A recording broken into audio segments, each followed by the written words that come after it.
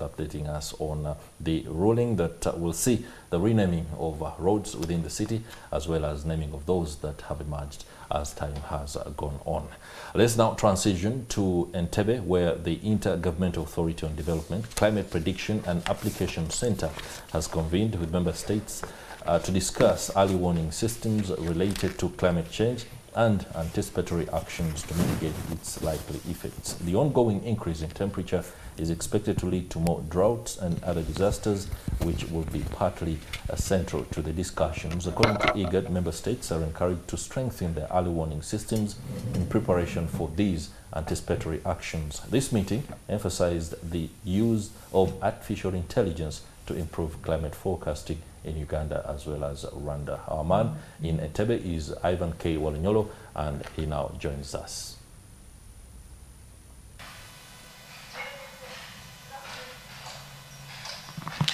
Well, a very good morning to you and our audience. I am coming to you from Entebbe. To be specific, we are seated at the Protea Hotel in Entebbe, Wakiso district this beautiful morning. Of course, there is hope. Anytime from now, the rains will be dropping, given the signs that, of course, are being on. The heat has been everywhere and the complaints made by almost everybody. This now becomes a subject of discussion, for we know that when sunshine is too much, drought normally affects different places, especially Karamoja region and the rest of others. Not only Uganda, but especially the East African region. You have the Pokot, the West Pokot people in Kenya, you have the Turukana and the rest that go to drought. But now after the drought, immediately there are also rains. You get to see the flash floods that also tend to take lives and destroy property. But as we speak now, the IGAD member states are suggesting or are trying to implement a system or a mechanism that will see that all countries have to prepare for some of these shortcomings, disasters to be addressed. We have seen in the past, especially here in Uganda, government making efforts to respond to disaster than making preparations or preparing for the likely effect. As we speak now, the IGAD Climate Prediction and Application Center member states are, of course, discussing a lot in the early warning systems to notify or inform the states to prepare so that in case of anything, a lot can be saved. But I just want to dive into the conversation from one of the representatives from ICPAC to just give us insights. And to be specific, I am talking to Dr. Marceline Recheva. I don't know if I pronounced that name properly, but that's how I pronounce it. But good morning and thank you for joining me on Morning at 10 TV. Good morning. You pronounced it very well. But well, before we dive into the conversation, you are here discussing early warning systems and anticipatory actions. What should somebody understand when you're talking about these two terms? So let me start off with anticipatory action. I think you have defined it very well. Our region is faced with quite a number of disasters that are eroding the livelihoods of people. So when we are talking about anticipatory actions, what we want to do is to act well before that disaster happens. So what we want to set up is a mechanism where we say, now we'll have this extreme event. So what can we do before this extreme event occurs so that we safeguard the livelihoods of the communities in our region? We have had the heat waves in Uganda. People are complaining, you know, heat waves, some of them not sleeping at night. Is it only been happening in Uganda or even you from Kenya? Did you experience this? So yes, so it has been hotter than usual over most places of Eastern Africa. We also produce information that shows which areas are actually warmer than usual over the region.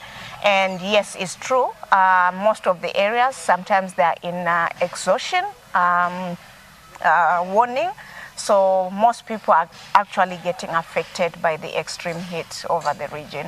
Okay. We have heard in Uganda, especially from the droughts in Karamoja, we have seen that in the past, this has been recurrent. But preparations, I think, are never paid attention. Only responsive mechanism. We have seen people lose their livestock, and I also partly followed. This happened in Kenya as well. And elsewhere, Sudan and then Ethiopia and the rest. So we are now going into I think, a rainy season everywhere. Now we will again perhaps witness the flash floods. So what exactly do you want to do with this launch of the new system you want to apply? So I think, like you have rightly pointed out, we have been reactive to most of these disasters. But one of the things that we are working on, and I'll be glad to say with other partners, we have been working with the Department of Meteorological Services to come up with triggers and thresholds to say, if the forecast says this, then we should act. And these are the measures that we should take in order to safeguard our livelihoods and coming up within the coming season, looking at what we have been doing. We also hold climate outlook forums. So this is for Eastern Africa, and then also Uganda held one. And I think they will be releasing their forecast also today so that people can actually prepare for these extreme events. When these disasters happen, they do not know boundaries. They happen in Uganda, got Kenya and the rest. How are the member states perceiving this new innovation that you're trying to do? Because I am told you have now the artificial intelligence being integrated in the system. Yes. So definitely that is true. Most of our disasters are transboundary. And that is the reason why we also need to look at it from a regional perspective and collaborate with each other in terms of the different countries. And then when we look at the artificial intelligence that we are trying to utilize, we are also trying to say, okay, we have been using this method. Is there another way where we can actually improve our forecast so that people are better prepared in terms of the different disasters that might occur? But of course, now speaking about that, the information forecast can be put out, but also ensuring that the common man who is a farmer, maybe in Bududa, where I come from, or Karamojo, somebody who is the West Pokot, that getting this information and the interpretation to make them prepare also as well. How are you going to ensure that this comes to a pass? Okay, that is a very interesting question. The last mile user, the person on the ground, the person who actually feel the effects of all this. So there are so many measures that we are trying to put in order to get this information down to the ground. So one of the things that we normally do is also working with people within the counties, people within the districts.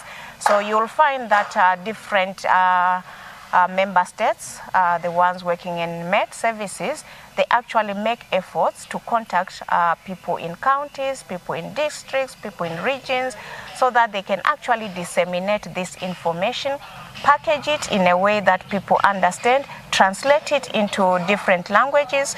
Yesterday we were listening to the acting commissioner for the Department of Meteorological Services, and you were saying they translate this into over 35 languages in Uganda. So those are some of the efforts that people are doing to actually get this information to the last mile user.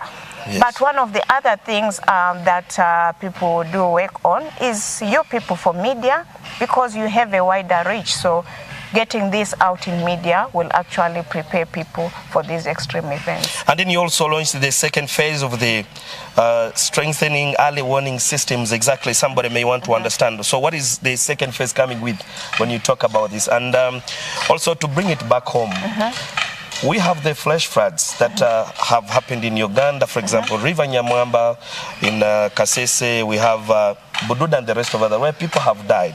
So forecasting on what may happen, because the rains are now also coming through. But also this, like for example in Uganda, comes to work with the Ministry of Disaster and Preparedness, But are they part of this discussion that perhaps you may see their input in what you're trying to discuss? Yes, definitely. These will be part of the discussion.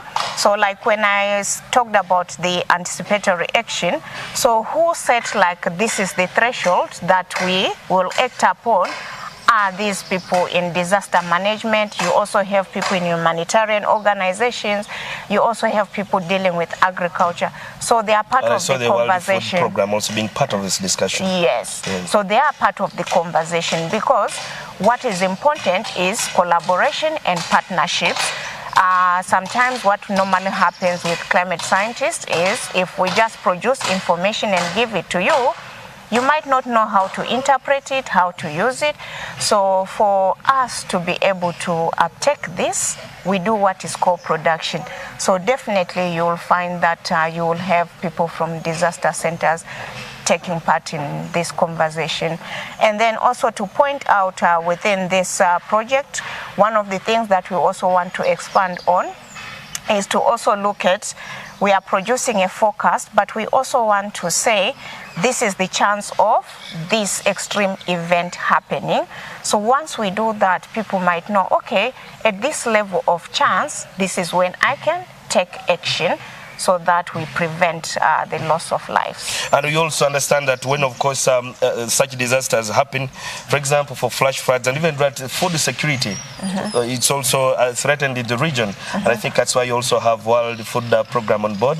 But also, I think it's much more cheaper to prepare than to respond to a disaster. Exactly. Yes. Exactly.